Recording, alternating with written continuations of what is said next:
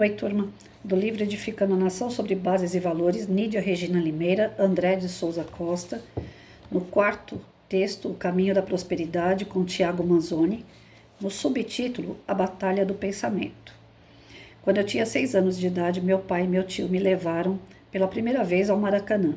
Eu nasci em uma família cheia de cariocas e meu avô decidiu torcer pelo clube que mais tarde se tornaria o mais querido do Brasil, o Clube de Regatas do Flamengo. Depois da construção do estádio Mário Filho, no Maracanã, em 1950, meu avô adotou um hábito ir ao estádio torcer, um hábito que transmitiu, pelo exemplo, a seus 2 filhos, que em 1990 levaram de metrô em um domingo chuvoso a geração seguinte para aquela espécie de ritual futebolístico familiar. Eu não sabia, mas naquele dia a minha forma de pensar sobre times de futebol sofreria um grande impacto e teria consequências até na minha vida adulta. Tudo era novo e eu passei mais tempo admirando o imponente Maracanã e a torcida do que o jogo em si. Aprendi o nome de músicas, um monte de músicas, cujo teor é impublicável e que depois o meu pai, em vão, queria que eu parasse de cantar. Naquele dia ri, comi cachorro-quente, passei frio, tomei chuva, cantei, cansei e voltei para a casa do meu avô com o pensamento: eu também sou Flamengo. Estou falando de um time de futebol, mas você já compreendeu que essa ideia de que pensar define a nossa realidade vale para tudo na vida. A partir de então, uma série de decisões e episódios na minha história pessoal foram fortemente influenciados por esse pensamento. A minha família se mudou para Brasília e todos os anos, sem exceção, passava as férias escolares de inverno e de verão no Rio de Janeiro. Eu queria rever a família, obviamente, e o Flamengo. Cheguei à idade adulta e já perdi a conta de para quantas cidades e estádios no Brasil e fora do Brasil eu já fui para torcer. Você quer saber qual a melhor delas, né?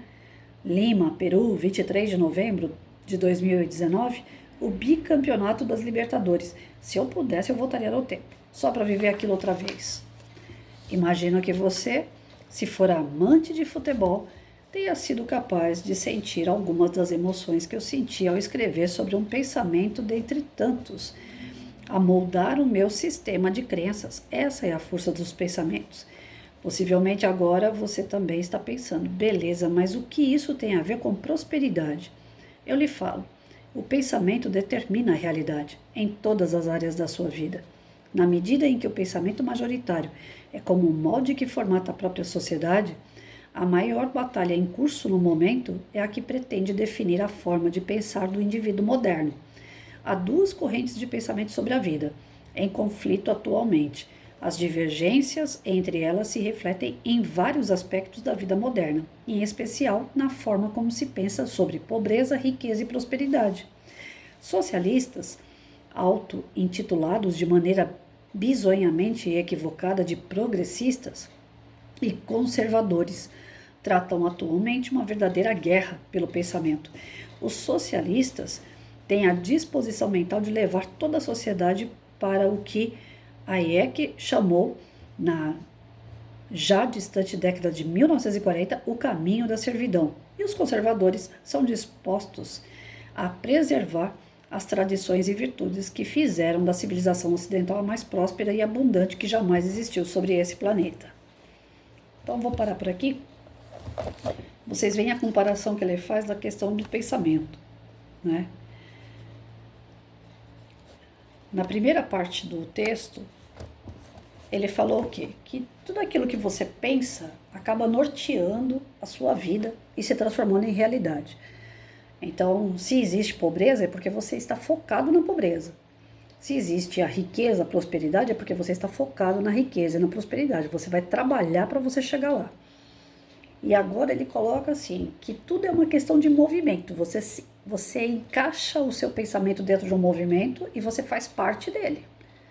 Independente se você acha aquilo certo ou não, você apenas absorve aquilo como, né, algo para você, que faz sentido para você, e você mantém. Você não reflete muito sobre aquilo, você embarca naquilo. E as 2 correntes que nós temos hoje, esquerda e direita, as pessoas estão embarcando sem pensar muito sobre elas. É apenas aquela questão assim, eu acho que eu me enquadro nisso, e vai, e segue, né? Isso em ambos os lados, tanto esquerda como direita. Só que ele define no final do texto que esquerda tem um propósito, direita tem outro propósito. E cabe a nós não embarcar apenas na direita e na esquerda, mas refletir sobre os valores, sobre a base de cada uma e ver se aquilo realmente faz sentido para você. Qual é o sentido da direita para você? Qual é o sentido da esquerda para você? Para você não ter que ir em qualquer lugar levantar uma bandeira apenas porque alguém apresentou para você, como foi o caso do avô dele, apresentando um time de futebol, né? Então nós não temos que seguir apenas porque é algo que alguém ensinou, que alguém impôs, que alguém colocou, que alguém está indo, então eu também vou. Não. Tudo aquilo que nós escolhemos tem afinidade com o nosso pensamento, tem afinidade com a representação do nosso pensamento. Aquilo ali está expondo o que eu tenho aqui dentro. Por exemplo, a esquerda é a favor do aborto. Se ela é a favor do aborto, o que eu tenho aqui dentro? Ah, eu tô na esquerda, eu gosto da esquerda, mas essa parte do aborto eu não concordo. Então você está no lugar errado, porque ali eles defendem o aborto. Ah, mas eu gosto da esquerda. Você gosta da esquerda por quê? Se ela defende algo que você abomina, então você está no lugar errado. Eu vivo questionando isso para as pessoas que se dizem cristã. Independente de religião, a pessoa diz que ama Cristo, que tenta seguir Cristo, que tenta ser bom como Cristo. Não dá para você servir a Deus e a Mamon ao mesmo tempo. Ou é uma coisa ou outra. Se você é cristã, se você acredita na vida, né? Porque Jesus é vida, é verdade e vida. Se você acredita em Jesus, se você quer seguir Jesus, ele é contra o aborto, ele é contra a matança. Então, como é que eu vou seguir ele e vou ficar num partido que é a favor da matança, de matar crianças? Nós estamos vendo aquela denúncia dos documentos do Epstein, né? E dentro dessas denúncias, que ainda tem coisas que estão sendo averiguadas, tem coisas que já estão ali comprovadas, porque tem vídeo, tem foto, e tem outras que estão sendo levantadas, pessoas que estão ligadas a essa cadeia de coisas ruins, né? Coisas diabólicas, coisas de baixo mesmo. Cada vez que eu fico vendo as notícias, gente, sinceramente, me dá dor de cabeça, dor na nuca, porque é um negócio muito pesado. Saber que existe a possibilidade de seres humanos matando crianças e se alimentando de bebês. É um negócio muito trevoso demais para o meu pensamento e meu coração. Eu fico passando mal com essas notícias. Então, a gente não pode ficar alienado, a gente tem, como o próprio texto acabou de falar, você tem que se informar, você tem que estar por dentro da situação, mas é complicado, né, assistir, ver, ler essas coisas. E como é que uma pessoa vai estar ligada a um sistema como esse e depois vai lá para o palco e canta, encantando pessoas? Ou seja, disfarçando o que de fato aquela pessoa é. Por trás de cada lado tem intenções, tem pensamentos, tem envolvimentos. E a gente tem que ir buscar tudo isso antes da gente se filiar, antes da gente dar a mãozinha e falar, vou caminhar junto. Porque querendo ou não, quando você escolhe sou da direita ou sou da esquerda, eu estou firmando um pacto. Aquele vereador, prefeito, governador, senador, aquele partido, ele está representando o que eu sinto, o que eu quero. Então eu tenho que ver o que eles estão fazendo. Por mais que isso às vezes traga esse sentimento de dor de cabeça, que nem eu falei.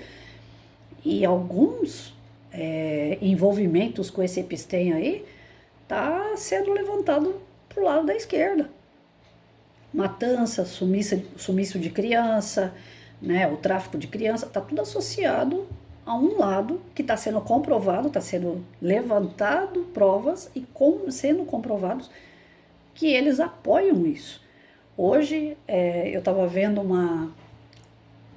uma postagem de uma amiga minha, ela indignada porque um cara pula o muro de uma casa e rouba a torneira da pessoa no quintal da pessoa. essa mesma pessoa que estava indignada com esse furto é uma pessoa que apoia a esquerda. Aí, logo em seguida, eu peguei uma reportagem, eu não mandei para ela, porque cada qual tem que abrir o olho por si, né? Mas na hora eu lembrei dela, porque eu peguei uma entrevista com o Haddad. A gente não gosta de dar nomes, né? Porque é meio. O vídeo pode até cair por causa disso, mas é real, tá na internet esse vídeo. Ele falando que pequenos delitos não merecem ser julgados e condenados, porque as cadeias estão lotadas por conta dos pequenos delitos. Ou seja, apoiando a entrada de pessoas na sua casa para roubar uma torneira. E essa pessoa que estava indignada com o roubo, com o furto da torneira, ela apoia o partido desse cara. Então, se a gente tem consciência daquilo que a gente está apoiando, e não está indo só porque meu pai, minha mãe foi, então eu também vou, né? Eu sou São Paulina porque meu pai era São Paulino. Eu gosto de comer abacate porque minha mãe comia abacate. Se a gente ficar nessa, os dias, os meses, os anos, eles mudam, as pessoas mudam, os ideais mudam. E se a gente não tiver condições de acompanhar essas mudanças, a gente vai seguindo porque tá todo mundo indo, eu também vou. E apoiando as coisas horríveis que determinadas pessoas estão fazendo. Por isso que eu falo, eu não sou do partido A, B, C. Porque para mim o partido, daqui a pouco eles mudam a nomenclatura. Eu sou da época do PMDB. Eu era pequena e a minha mãe vivia votando no PMDB. O PMDB quebrou, foi uma parte para um lado, foi uma parte para o outro, dos políticos do PMDB. Parte dos políticos do PMDB foram para o PSDB. Quando fundaram o PSDB, quem fundou foi o Mário Covas e o Alckmin. Assim, a estrutura aparente, porque por trás deles a gente sabe Deus quem é que estava, mas a aparência era Covas e o Alckmin. Quando eles fundaram o PSDB, parecia que eles eram contra as ideias do PMDB. Né? Então era um partido novo, cheio de ideias novas. Mas que ideias novas? Partido novo? Diante de ideias antigas, com as mesmas pessoas das ideias antigas. Será que essas pessoas mudaram tanto da água para o vinho para fundar um novo partido? E aí eu questionava isso, eu falava, será que os ideais deles realmente são tão diferentes do PMDB? Ou será que o que estavam dividindo já não dava para todo mundo ali, né? Que poderia servir, vir coisas melhores e maiores através de outro novo partido. E foi justamente o que aconteceu.